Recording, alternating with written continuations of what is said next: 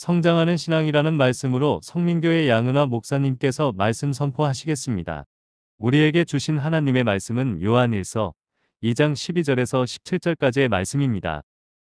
자녀들아, 내가 너희에게 쓰는 것은 너희 죄가 그의 이름으로 말미암아 사함을 받았으며, 아비들아, 내가 너희에게 쓰는 것은 너희가 태초부터 계신 이를 알았으며, 청년들아, 내가 너희에게 쓰는 것은 너희가 악한 자를 이기었음이라.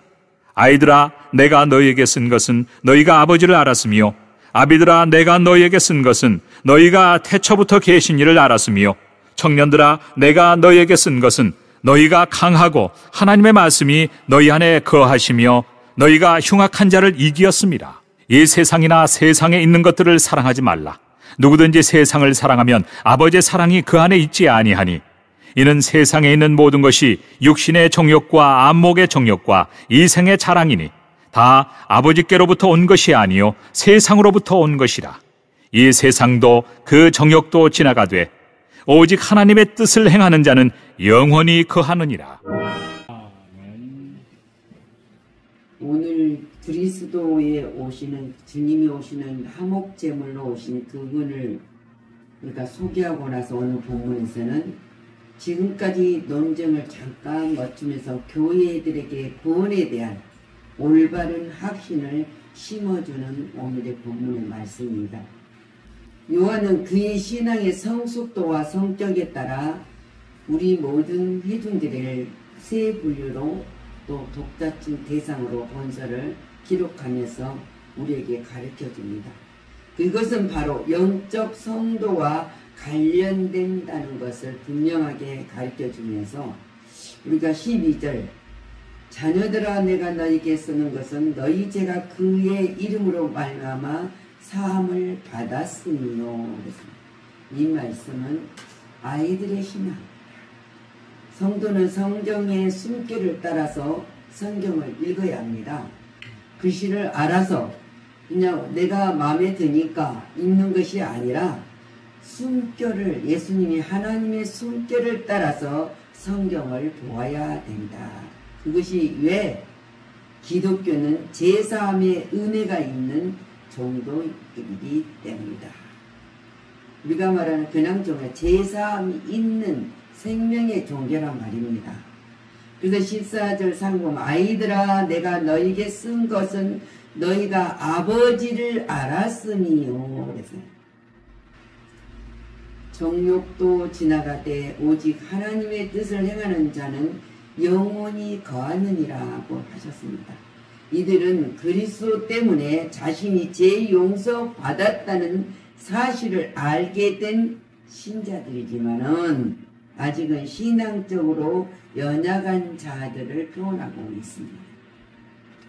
하나님 아버지를 알게 되었다.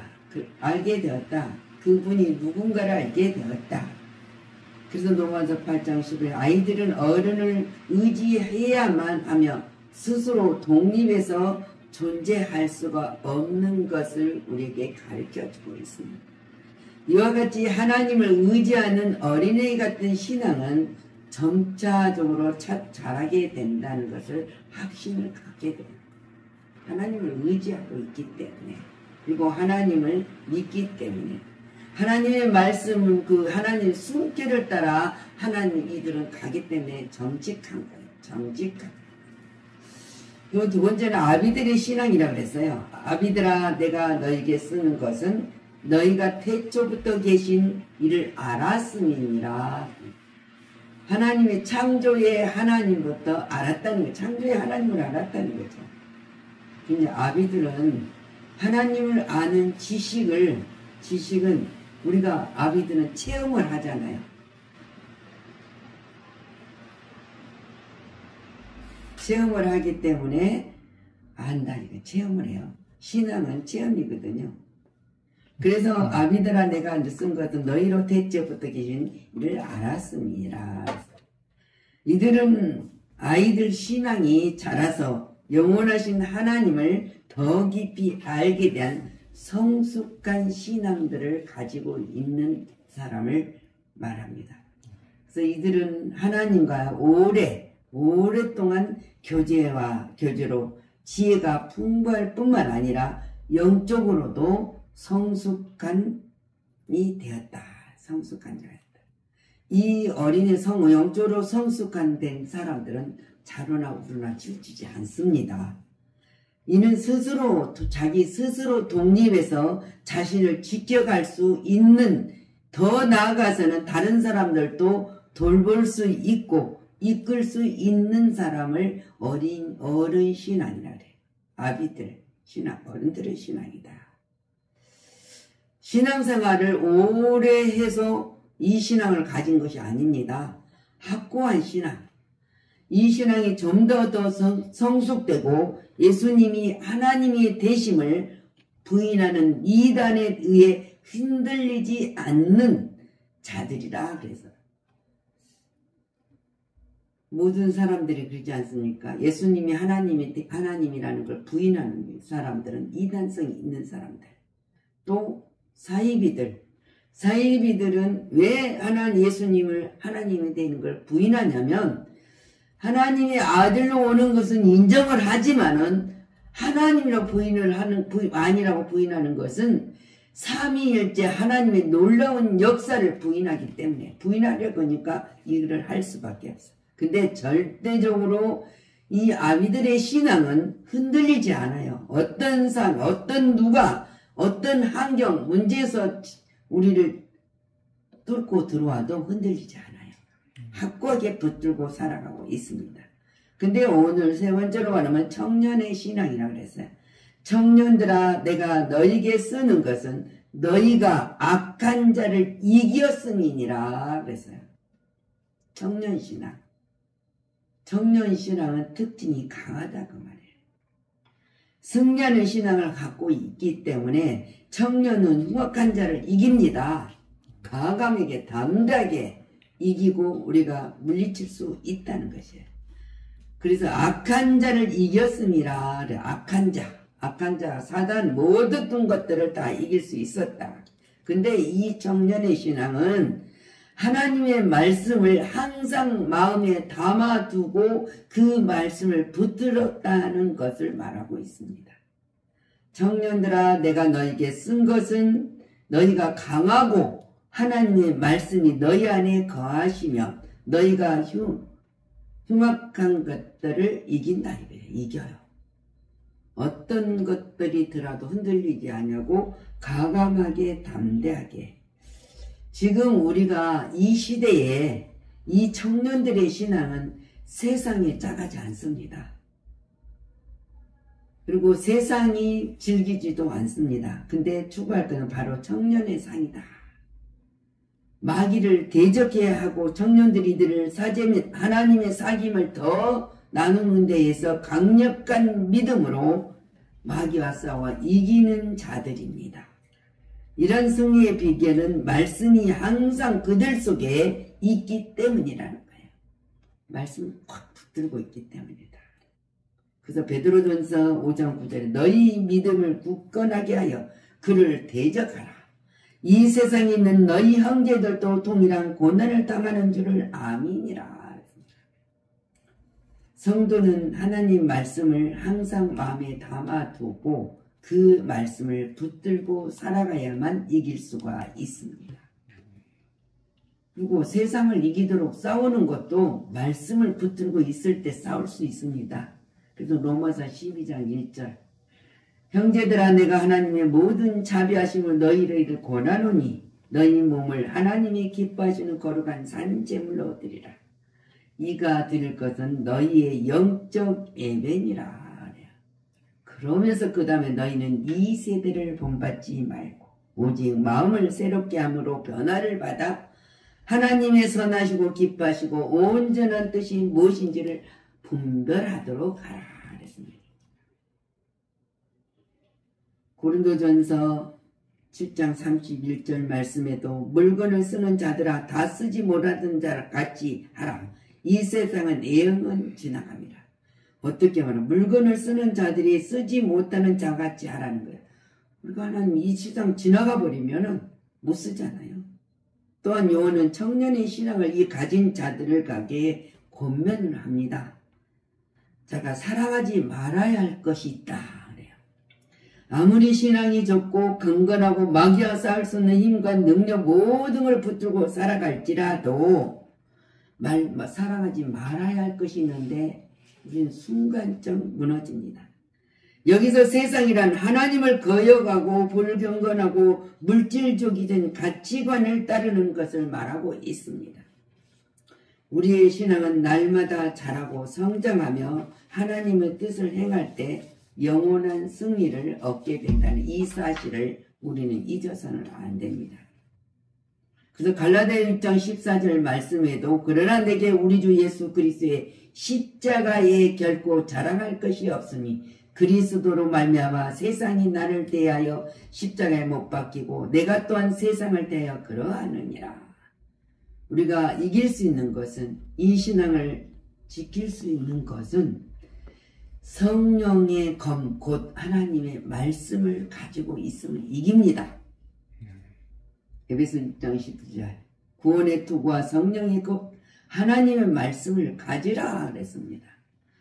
세상을 사랑함과 아버지를 사랑함은 우리가 이 땅에 여기서 살아가기 때문에 양립할 수 없는 것입니다. 절대 아버지 사랑하면서 세상을 살아간다.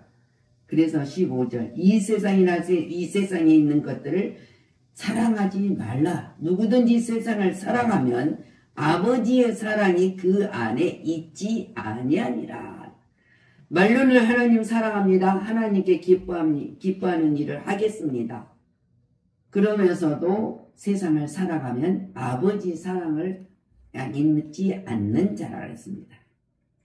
우리 세상은 우리 성도들에게 있어서 이중적인 의미를 가지고 살아가고 있습니다. 근데 뭐가 더 강하냐?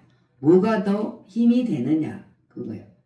하나님 안에 있는 것은 영원하지만 세상의 것은 지나가 버리는 일시적인 것이기 때문이에요. 근데 일시적인 그것을 놓지 못하고 살아갈 때 얼마나 문제가 있습니까? 16절 말씀에 이는 세상에 있는 모든 것이 육신의 정욕과 안목의 정욕과 이생의 자랑이니 다 아버지께로부터 온 것이 아니요 세상으로부터 온 것이니라. 이 세상이나 세상에 있는 것들을 사랑하지 말라고 하는 이유는 누구든지 세상을 사랑하면 아버지 사랑이 그 안에 있지 아니하니 성도는 말씀으로 세상의 제약을 이겨야 합니다. 그것이 승리의 삶입니다. 사람들로 하여금 하나님을 대적한으로 만든 세상적인 것을 보면은 구체적으로 언급되고 있는 것이 있지 않습니까?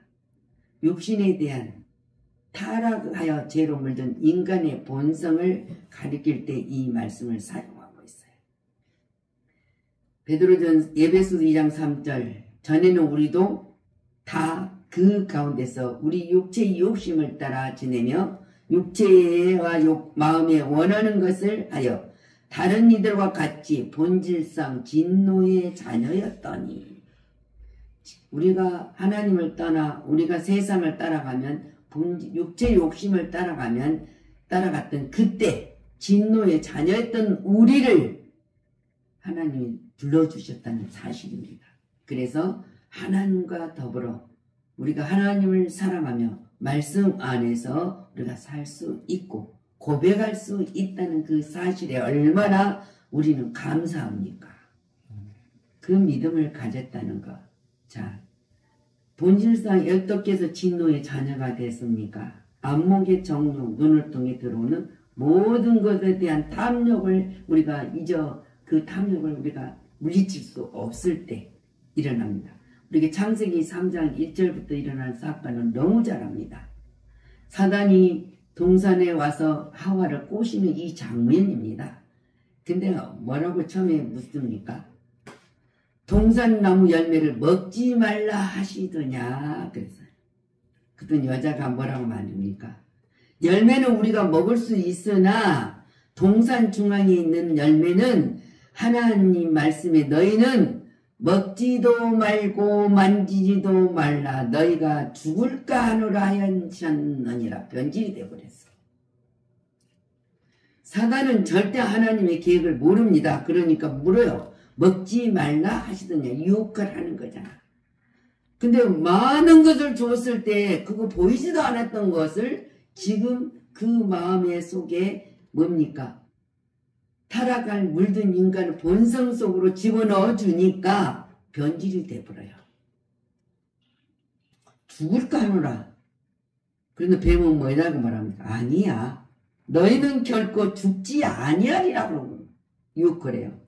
그 다음에가 너무너무 우리에게 주는 유혹적인 말씀입니다. 그것을 먹는 날에는 너희 눈이 밝아져 하나님과 같이 되어 선악을 알 줄 하나님이 아심이니라. 눈이 밝아진다는 거야. 우리가 뭔가 눈이 밝아진단 말은 두 종류. 영적인 눈이 밝아지면 우리는 세상을 절대 세상에 지지 않습니다. 근데 육적인 눈이 밝아지면 어둠이 속에서 이런 문제가 생겨요. 그랬더니 그 다음에 보니까 그 나무를 많은 거를 주고 하나만 지키라고 했던 그 나무를 보니까 그때 보니까 내 안에 뭐가 들어갔습니까? 안목의 정욕이 눈으로 들어가 놓으니까 먹음직도 하고 보암직도 하고 지혜롭게 할 만큼 탐스럽게 한 나무인지라. 이것이 들어왔을 때 그 여자는 따먹고 남편에게도 주고 그래서 세상에는 죄가 들어왔습니다. 17절 이 세상도 그 정욕도 지나가되 오직 하나님의 뜻을 행하는 자는 영원히 거하느니라. 성도는 세상의 삶의 목적으로 삶을 살지 말아야 합니다. 하늘나라 소망, 그 소망을 가지고 달려갔을 때 우리는 기쁠 수 있고 우리는 모든 것이 감사로 영광의 찬송을 부를 수 있다는 사실입니다. 누가복음 우리가 12장 19절 말씀 얼마나 이 말씀을 우리는 새김질을 해야 되는 건지. 내가 내 영혼에게 이르되 영혼아 여러 해 쓸 물을 많이 쌓아 두었으니 이제 평안히 쉬고 먹고 마시고 즐거워하자 하리라 그랬어요. 근데 하나님 뭐라고 말씀하십니까? 하나님은 이르시되 어리석은 자야 오늘 밤에 내 영혼을 도로 찾으리니 그러면 내 준비한 것이 누구의 것이 되겠느냐. 놀라운 주님의 우리에게 주는 교훈입니다. 많은 것을 가지고 많은 것을 쌓아놨을지라도 오라 하면 간다 이거예요. 가게 돼 있어요. 누구 것이 되냐 질문입니다. 이거는 이 말씀의 한 예화를 들어서 예수는 비유로 이야기를 했지만 우리에게도 주님이 묻습니다. 너희가 세상에 가진 것이 얼마나 많은 것을 가졌으나 적게 가졌으나 그것이 육신에 해당한 것으로 가진 인간의 본성으로 사용해서는 안 된다는 거예요. 하나님의 나라는 먹고 마심이 있지 않다고 했습니다. 하나님이 오라면 생사화복을 주관하는 하나님이 오라면 우리는 손 털고 가야 됩니다. 근데 이 땅에 그렇다고 이 땅에 물질이 필요하지 않는 건 아닙니다. 우리가 육신의 모든 것을 지탱해 가는 것도 필요합니다. 근데 하나님보다 세상에 가진 것을 너무 욕심내지 말고 하나님의 주신 것으로 감사로 우리가 영광을 돌려야 된다는 사실입니다. 우리가 5장 19절 말씀을 보면은 아는 것은 우리는 하나님께 속하고 온 세상은 악한 자 안에 처한 것이라. 이 사실을 인정하고 그 사실을 확신히 우리가 알아야 됩니다. 오늘 우리에게 주는 하나님 말씀 속에 뭐가 있습니까? 첫 번째 하나님이 자녀들아 내가 너를 택하였다. 내 자녀다. 자녀들아 하면서 또 아비들아 그래요. 그러면서 청년들아 아이를 이렇게 보관할 수 있는 것은 바로 다 포함하면 성도라. 너는 성도라. 거룩한 백성이라. 예수님 그리스도와 사귐이 있는 사람을 부르고 있는 것이 성도라 그 말이에요. 우리는 성도가 되지 아니하면은 하나님의 나라에 들어갈 수가 없습니다. 근데 그것이 누구입니까? 바로 우리입니다. 세상 사람이 아닌 바로 나란 말입니다. 나, 여러분이란 말입니다. 우리는 이것을 다른 사람이라고 생각하면 안 됩니다. 다른 사람이 아닌 바로 나라는 것입니다. 때문에 우리는 고개를 돌려 요한을 바라보아야 요한이 지금 뭐를 전하고 있는가인지 요한을 통해서 하나님이 말씀하시는 것을 보면서 우리는 주님을 주목해야 된다는 사실입니다. 지체할 시간 없습니다. 날마다 임마누엘 하나님이 함께 하신 그 하나님과 함께 사귐을 하고 있다는 것을 잊어서는 절대 없습니다. 우리는 시간이 없어요. 시간이 많이 남은 것 같지만은 오늘 내일이 무엇이 있는지 모른다. 어제 일은 지나가 버렸어요.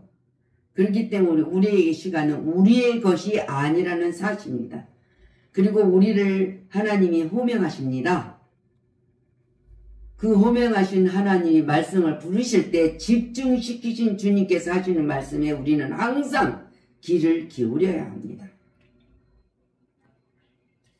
정말 중요한 것은 그 말씀에 따라 각기 반응을 해야 된다는 거예요. 불렀을 때 대답을 할 줄 알아야죠. 회개하라면 무엇을 회개할 것인가 들려줬을 때 하나님 앞에 온전히 정결하게 회개하고 그 생각나면 회개해야 하고 또 우리가 결정해야 할 것을 하나님 생각나게 하면 결정하고 실천해야 할 것을 실행에 옮겨야 되는 것입니다. 이것이 바로 그리스도 하나님과 사귐이 있는 자들이 바른 태도입니다. 그게 바로 신앙입니다. 하나님의 사랑받는 자들입니다. 이런 사귐이 우리 모두 인생에서 걸쳐서 날로 풍성히 일어나기를 진심으로 그리스도 이름으로 축원합니다. 기도합니다. 주님은 우리를 죄를 위한 한몫제물로 또 우리뿐만 아니라 온 세상의 죄를 위해서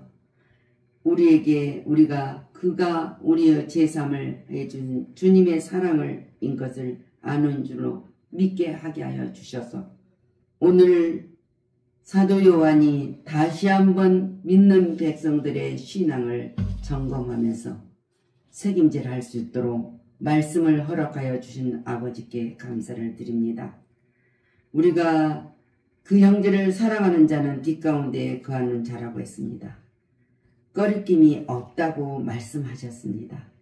그러나 하나님의 자녀들에게 이 말씀을 쓴 것은 우리가 예수 그리스도 이름으로 제사함을 얻고 영생을 얻었다는 확신을 깨달아 아는 신앙인들에게 때로는 경고하고 교훈하고 힘을 주시는 말씀을 듣게 하여 주셔서 감사를 드립니다.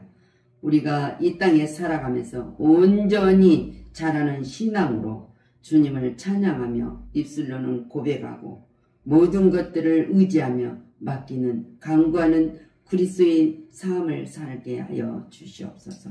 모든 영광을 주님께 돌리고 감사드리며 살아 역사하신 우리 주 예수 그리스도의 이름으로 축복하고 기도하였습니다. 아멘.